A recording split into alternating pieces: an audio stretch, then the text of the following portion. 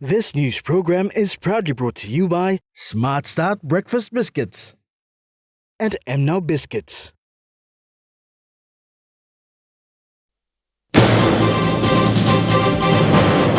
Daytech PNG certifies cybersecurity participants. Office of Censorship provides findings on impacts of media content. And research underway for gender-based violence.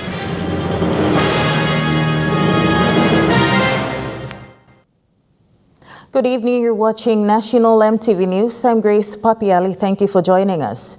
The world is in an era where there is a rapid transition from the traditional to digital era, where cybersecurity awareness has become vital in society. Daytech PNG took the initiative to train 65 principals from schools within Port Moresby and Central Province. These participants graduated this afternoon with certificates in cybersecurity awareness. This was a free training opportunity offered to these school principals within Port Moresby and outside of the city. Chief Executive Officer of Daytech PNG, Gokul Naidu, was present to gladly award certificates to participants. This training is timely as schools throughout PNG transition into digital teaching and learning. Daytech PNG General Manager for Training and Education, Ravi Chandran, highlighted the aim of the cybersecurity awareness. Tomorrow is going to be in a digital. So IT, you can't imagine without IT. Everything is going to be on a backbone, right? So the recent days, threats are growing up, right? So even the schools are also moving to digital platform. So simultaneously, parallelly, the threats will be very high. So we need to create some kind of knowledge sharing with those people so they can prepare themselves, protect. Brother Anthony Pancras, principal of LaSalle Technical Secondary School in Port Moresby, shared his take. These days, most of our children are using their mobile phone, and also they go into online, they spend lots of time in online, wasting their time rather than using it for the appropriate reasons. Okay, for this opportunity for the principals to learn how to control all those unwanted things, what's happening in the online, especially our kids back at our school. So it's a very good opportunity for the principals to learn and go and tell them the pros and the consequences of using the online or social media. Joe Asoran, Senior Inspector for Secondary Schools throughout Central Province, expressed gratitude to Daytech PNG for this inclusive training. Cybercrime has become a topic of the day now. And schools, with all the records and the finances they're getting, eventually, the people with the wrong mind will eventually come in to be able to tap into that. And it's fair that this workshop is an eye-opener and an opportunity for principals to be aware of what's happening in the outside world. As part of its corporate social responsibility, Daytech PNG has hosted this first cybersecurity training, and with the success of this pilot program, they look forward to another in the future. Amanda Ilaitia, National EMTV News. Office of Censorship has commenced its 2 days national stakeholder consultation workshop on the presentation of research findings on media and sexual content today. This workshop aims to present the research findings in order to increase understanding of how sexual content from any form of media may negatively impact mindsets and behavior of young people in PNG and discuss solutions to address these issues. Mass media plays an important role in education in the dissemination of useful information in PNG. However, Director of National Research Institute, Dr. Osborne Sanida stressed that if the content of the information that is disseminated in the media is not properly managed, it has the potential to corrupt the mindset and behavior of people, especially the young generation. As the content of the materials provided by the mass media may have adverse impact on especially the young people, it is important to regulate the materials to avoid distracting them in their education or emotionally or psychologically, and of course their general well-being. Minister for Community Development, Youth and Religion, Jason Peter, also stated that social media has both advantages and disadvantages, and children are exposed to everything on internet, which is a big challenge in the country. We believe these research findings will enable the government of today to set a protocol and guidelines for clean feeds on the information content on music, radio, TVs, advertising, internet content, books and magazines, social medias. Based on research report, Office of Censorship is proposing for internet content filtering system because young people are already exposed to media and sexual content, as it is evident in their negative behaviors. Chief Censor for Censorship Office is now calling on all the stakeholders to assist them in addressing these issues identified in the report. We will be, the report will give that evidence to ask the government to, support us in terms of internet filtering. But like earlier I said that we got other infrastructures with, for instance, DataCo. We have signed that MOU with DataCo and DICT that we want to ride on with on their National Cybersecurity Center, which will be in operation soon. This workshop intends to formulate strategic action plans on promoting close partnership between the government and the industry players to ensure PNG is best placed to realize and capitalize on opportunities in digital technology going forward. Esther Gane, National EMTV News. Meanwhile, Minister for Community Development, Youth and Religion, Jason Peter, said the department will not depend on social media to address gender-based violence and sorcery accusation-related violence in PNG, but to conduct proper research on the ground to address these issues. He said most information posted on social media are fake and misleading the public. The Department of Community Development, Youth and Religion is responsible to address gender-based violence and sorcery accusation-related violence in the country.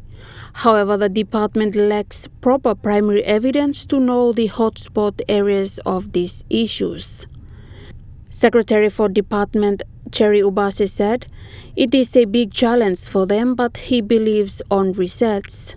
Most times, especially socially accusation-related violence, most of the pictures that you see are posted on the social media platform. And, some of the things are not really good for us to see. Our issue is to get to the perpetrator is very hard.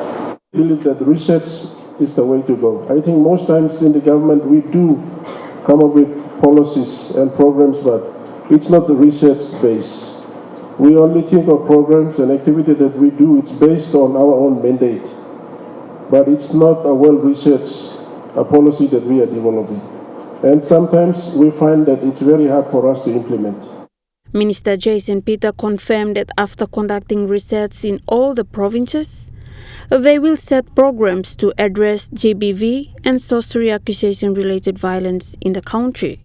Research work done so that we have, confirmed figures, or after research has been done, so we can target the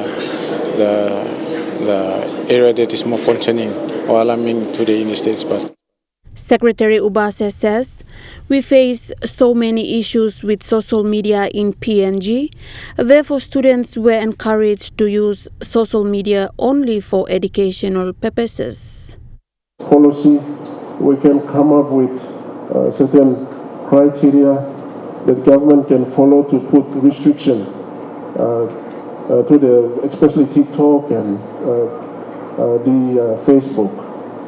Also, we have serious discrimination in the media, especially in terms of GBV.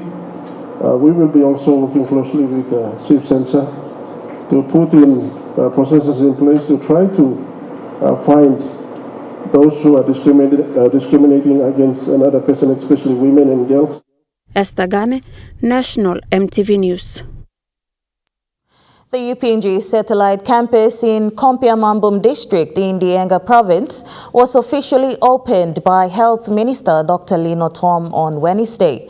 This rural clinic school is funded by the Australian government and charity organization Old Dart Foundation, which has lecture rooms, a ward and student accommodation. A total of 7 medical students have begun 5 months of training under the supervision of veteran Dr. David Mills. Kompiam, about 15 minutes from Mount Hagen, is a world of its own in many ways. While the district is linked by road, many of its people still live in isolated pockets spread over vast mountainous areas. Kompiam has seen considerable amount of violence during the elections. However, there are still pockets of positivity in the district.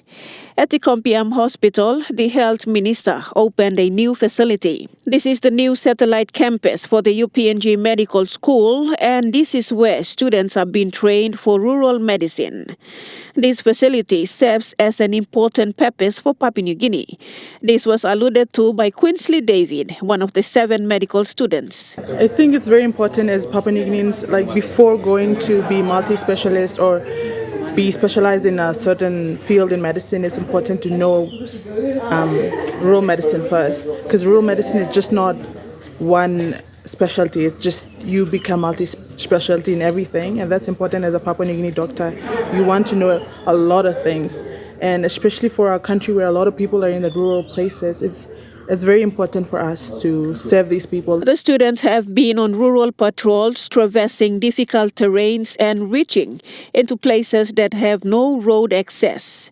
They've also helped to build bridges and other community infrastructure. This is all part of making them better skilled and working in rural PNG. Majority of our population is in the rural areas. We need rural training. Doctors have to be trained in the rural areas. That is very important because it will help us to put ourselves in the shoes of the people in the rural areas and to understand their problems. The Kompiam Hospital, where the rural medical school is based on, is run and managed by the Baptist Church. Lindy Suharupa, National EMTV News. National EMTV News continues after the break. Stay with us.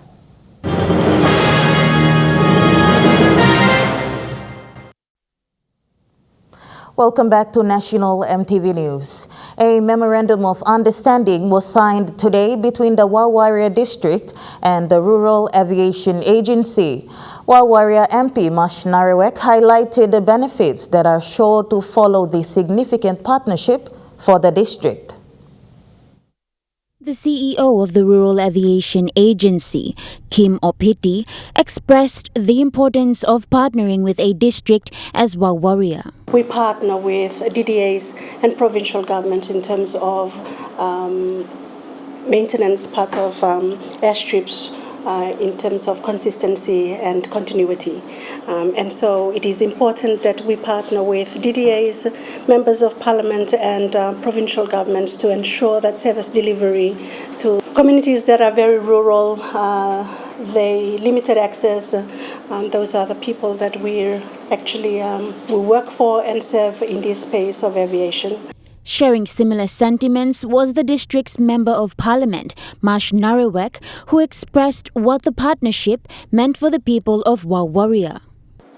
Under this Maraparoso government, to connect all the rural communities under the PNG Connect program, and Morobe provincial government Kerapi Morobe Kera program, we are trying to connect all these rural airstrips together. So this arrangement, this partnership with rural airstrip agency will be able to help us to open the closed airstrips and also to verify and certify the existing airstrips and to also build new airstrips. He further expressed that this agreement will help the people of the district, especially economically. This airstrip will not only connect the people to the government services, but we are actually 30 minutes away from Port Moresby. And Port Moresby is a very big market. And our rural communities have a lot of fresh vegetables. All these resources that Moresby needs. It's about 30 minutes away from my district. So by connecting those, opening these airstrips again and getting them to work and bringing the airplanes to land on this airstrip, we'll be able to bring some of the fresh produce from Wawara into Port Moresby market. For the ceremony, Mr. Narawak was accompanied by his provincial administrator, Max Bruton, and district administrator, John Ombud, for the signing with the Rural Airstrip Agency CEO, Kim Opiti, and her team. Natasha Ovoy, National EMTV News.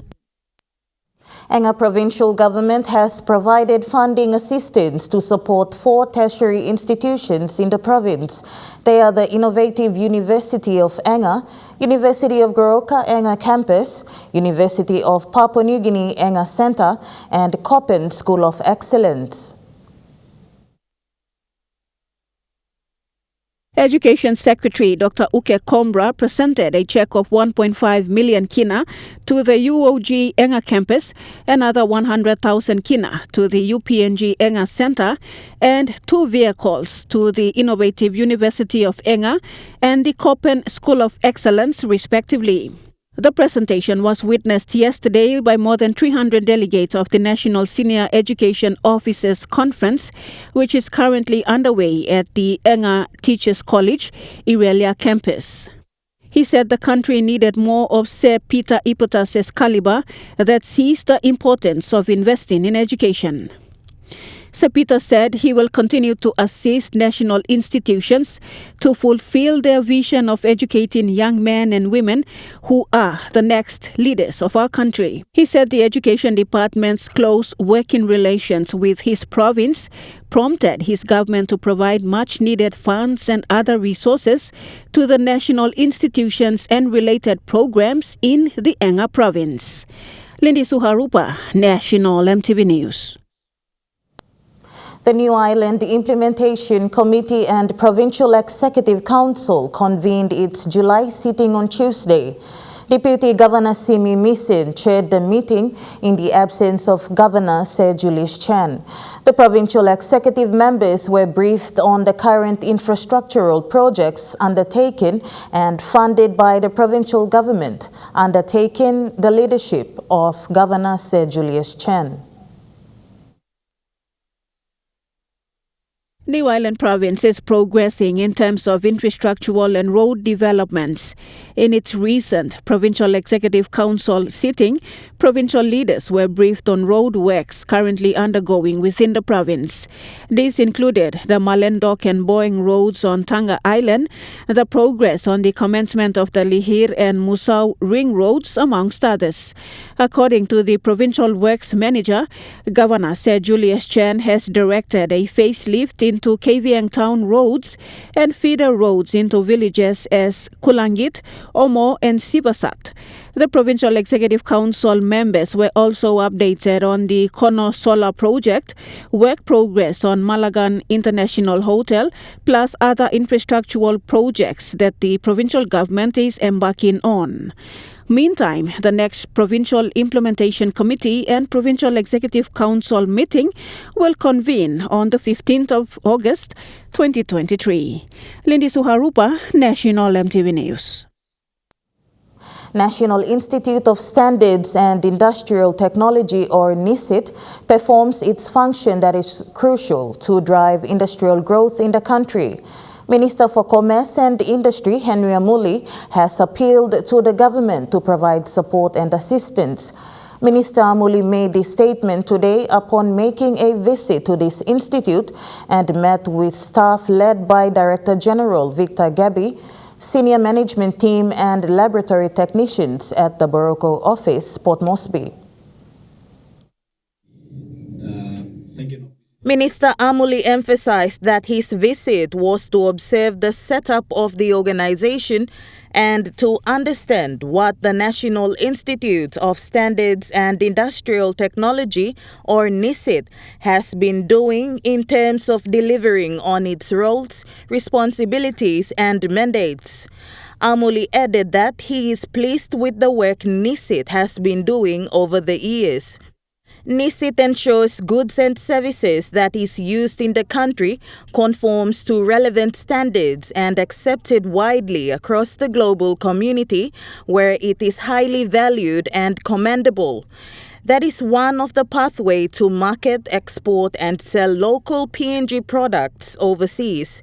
Furthermore, Amuli stressed that the growth and advancement of NISIT in developing standards and conformance and becoming a fully fledged member of the International Standards Organization is crucial to PNG's industrial development as a nation. Minister Amuli will continue his visit to all other agencies under his ministry in the coming weeks: the Investment Promotion Authority.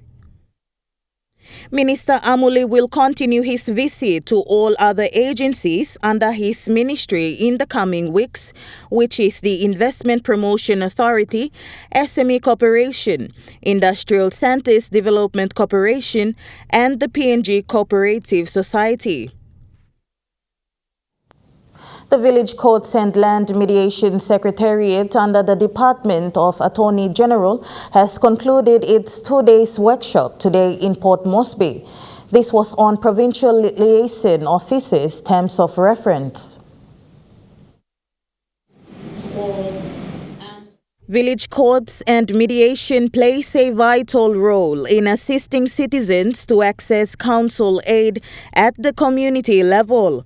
With the assistance of provincial liaison officers, village courts are monitored and common issues such as land disputes are handled.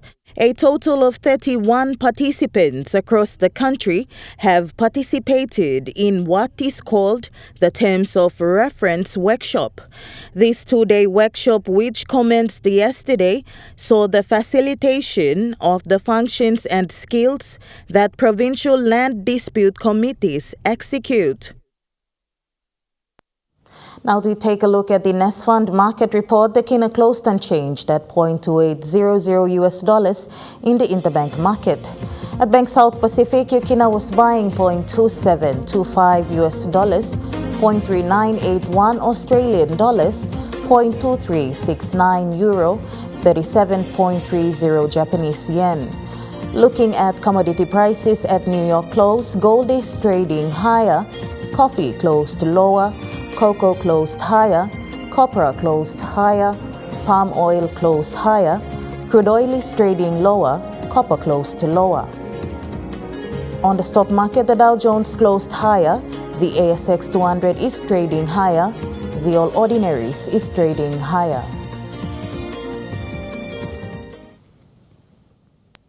National EMTV News continues after the break. Stay with us.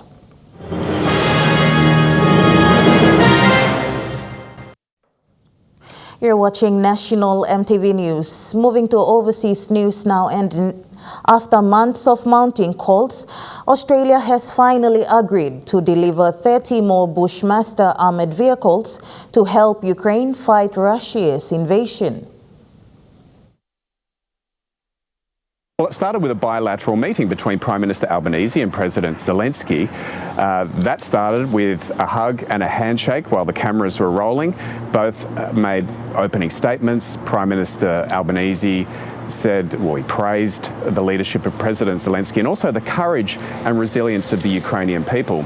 Then President Zelensky thanked Australia for standing shoulder to shoulder with his people.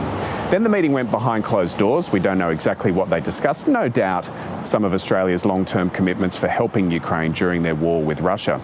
And then Prime Minister Albanese came out and he said, he announced that Australia would be gifting 30 Bushmasters to Ukraine. Now, they've already sent 90 over. Certainly when I was in Ukraine a few weeks ago, we spoke to frontline soldiers who said what an important resource they were. I spoke to some soldiers who, in the Battle of Bakhmut, were under fire from Russian artillery, and they said that this vehicle protected them. So it means a lot to get these vehicles, and here's what Prime Minister Albanese said today.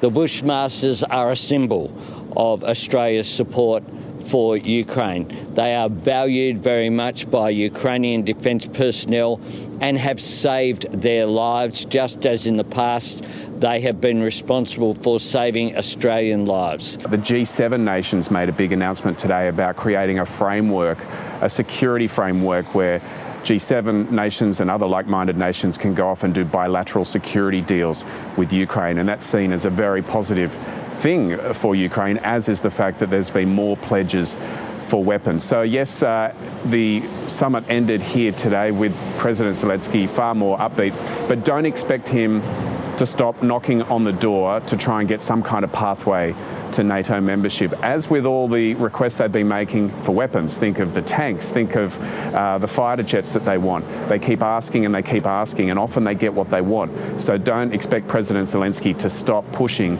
to try and get some kind of pathway to NATO membership. The vote to install a new Prime Minister in Thailand will take place 2 months after the country's general election. In Thai politics, popularity doesn't guarantee you anything, and no one knows that better right now than the leader of the Move Forward party, Peter Lim Jiranrat. He's riding a wave of popularity in the community after his Young Progressive Party won the most seats in the general election back in May. But the vote that really matters to him now will be here at the Thai Parliament today, and that is the vote for the position of Prime Minister. Mr Peter can count on 311 votes from his coalition, but he still needs at least 65 more votes to secure the top job. And that's because the vote for Prime Minister here in Thailand includes the 500 members of the House of Representatives, as well as the 250 military-appointed senators. Now, some senators say they will vote for Mr Peter because his party won the most seats at the election, he deserves to be the leader. But there are definitely others who feel differently. They say they will not support a Prime Minister with such radical policies. And the sticking point is that Mr Peter wants to reform Thailand's strict royal defamation law, which makes it a crime to criticise the monarchy. The monarchy here in Thailand is revered. It's been traditionally considered untouchable. So the idea of doing anything to disrespect it is unthinkable for many, and some of the senators have flat out said they will not vote for Mr Peter because of his party's monarchy reform policy. And just yesterday, another hurdle arose. The Election Commission has recommended the Constitutional Court suspend Mr Peter for owning shares in a media company, which is against election rules. And the court will now take some time to consider that. Mr Peter inherited the shares from his late father and transferred them to relatives last month. But the media company has been defunct for about 16 years, so he argues he's done nothing wrong. Even so, that might be enough to persuade some senators not to vote for Mr Peter while the case is before the court. If he doesn't get the 376 votes he needs to become Prime Minister here, there will be another vote later. But whether the other members of his coalition will continue to support him is another matter entirely.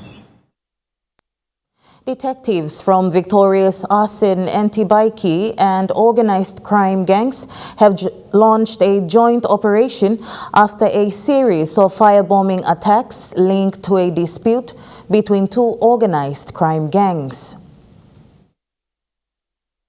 Well, detectives from Victoria Police's Arson and Explosives Squad, its Echo Task Force and Viper Task Force have all teamed up in order to investigate these 11 arson attacks that have targeted businesses, cars and even homes over the course of just 3 weeks so far. So that's dating back just to June 24th. Police say they believe that these attacks are linked to an ongoing dispute between two gangs who have links to Middle Eastern organised crime. And so far, these attacks have taken place right across metropolitan metropolitan Melbourne, such as Caroline Springs in the west as well as Oakley in the southeast. Now, of these 11 attacks, one of the most serious incidents is a firebombing attack on a grocery store in Collingwood in inner Melbourne just 2 weeks ago. That was Sonza Market. And today, police released quite dramatic security vision of that attack. You can see two men who are approaching Sonza Market in Collingwood with sledgehammers. They're smashing through the grocery store before pouring fuel all over the floor and shelves and setting it on fire. One man can even be seen while he's trying to leave, accidentally setting himself on fire on the way out before jumping into a waiting car. Of these attacks, these 11 attacks, another serious one is where a house in Fraser Rise in Melbourne's northwest was also set on fire while 5 people were still inside. Police say so far with 11 attacks, it's just sheer luck so far that these attacks haven't caused any death or serious injury. And today they also put out a bit of a message to those believed to be involved, telling them to ask themselves whether this dispute and this ongoing feud is actually worth it, saying that these people involved now have the full focus of Victoria Police on them. Police have also asked anyone with information to come forward to assist. The face that the BBC flagship news bulletin, Hugh Edwards, has been named as the presenter accused of paying thousands of dollars for explicit images. I really can't emphasise enough just how big this story has become here in the UK over the last 5 days. Like a storm, it's been whipping up accusations and speculation, and that's all ground to a halt now, with the wife of Hugh Edwards releasing a statement confirming that he is the BBC presenter at the heart of allegations that have rocked the BBC. Now, in her statement, she did confirm that her husband, Hugh Edwards, is the presenter that was reported on by The Sun last week. Now, The Sun reported allegations that an unnamed male presenter had paid for explicit images from a teenager. We now know that Hugh Edwards is that presenter. And just to give you a taste of how significant that is, Hugh Edwards is one of the BBC's highest paid figures. He's been with the broadcaster for 40 years, and he really is the face of BBC News. He announced the death of the Queen and is the anchor of all key events. He is the person that people here in the UK turn to when big events happen. Now, in her statement, Hugh Edwards' wife went on to say that he's currently receiving inpatient care in hospital for serious mental health issues. Now, just before her statement was released, the Metropolitan Police released a statement of its own to say that it had found no evidence that the presenter had conducted any criminal activity. Now, this throws into speculation some of the initial reporting by The Sun regarding the age of the young person. The Sun has since come out and said that it's not going to publish any more accusations against Hugh Edwards. Now, the BBC is still conducting its own internal investigation. In the meantime, Hugh Edwards remains suspended from his position. National EMTV News continues after the break with Trukai Sports. Stay with us.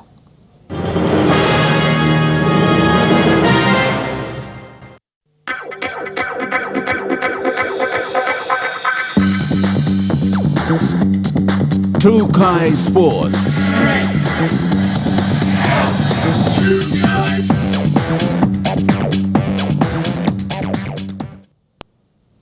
Welcome to Trukai Sports. And the annual Rosso Cup bicycle competition in Lae is coming back bigger and better, with more than 1,000 registration spaces available for this year.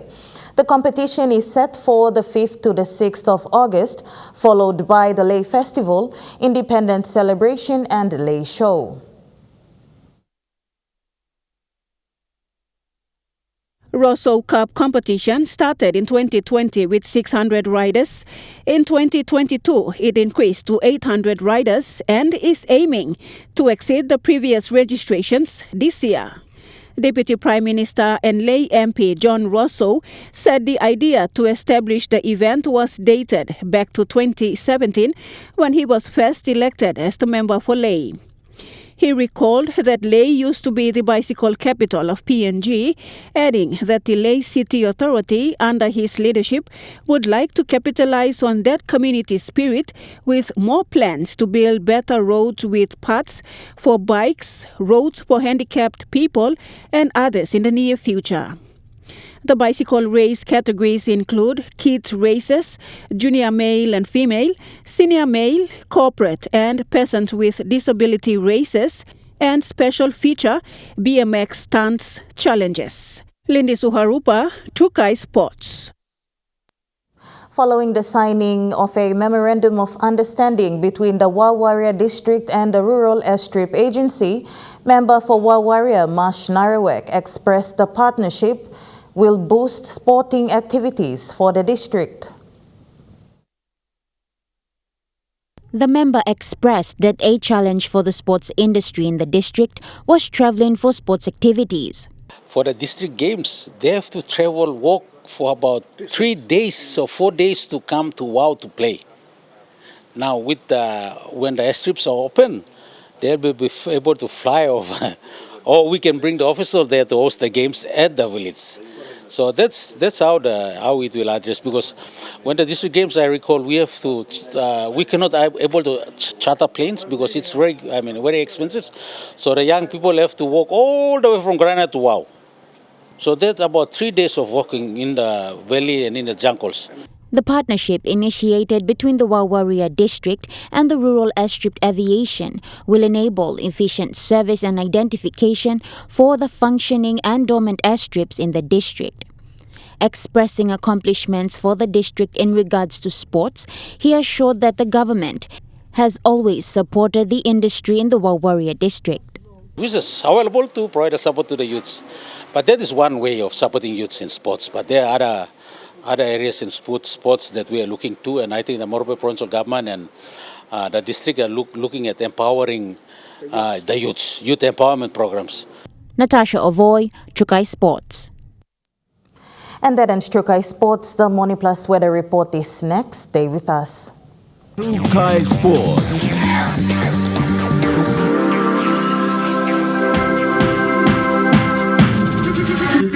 Trukai Sports. This weather update is proudly brought to you by Moniplus, with you always.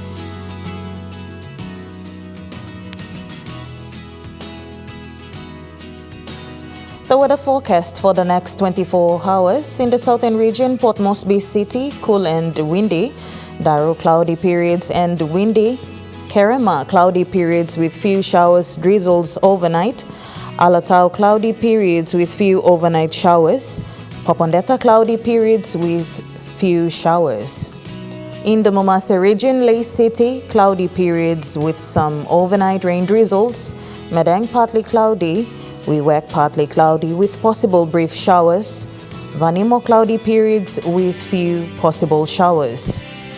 In the New Guinea Islands region, Lorengau, some showers and possible thunderstorms; Kavieng, cloudy periods with few possible morning showers; Kokopo and Rabaul, cloudy periods with brief showers; Kimbe, partly cloudy; Buka, some showers and possible thunderstorms. And in the Highlands region, Mount Hagen City, partly cloudy then morning fog; Goroka and Kondiawa, partly cloudy then morning fog; Mendi and Wabeg, cloudy periods with brief showers then morning fog.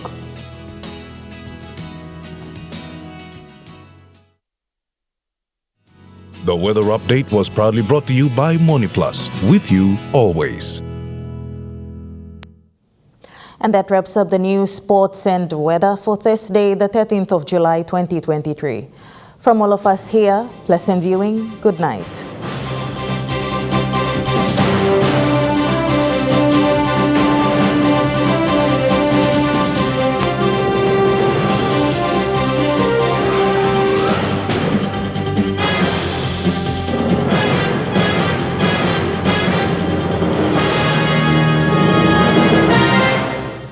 This news program was proudly brought to you by Smart Start Breakfast Biscuits and Gold Nuggets.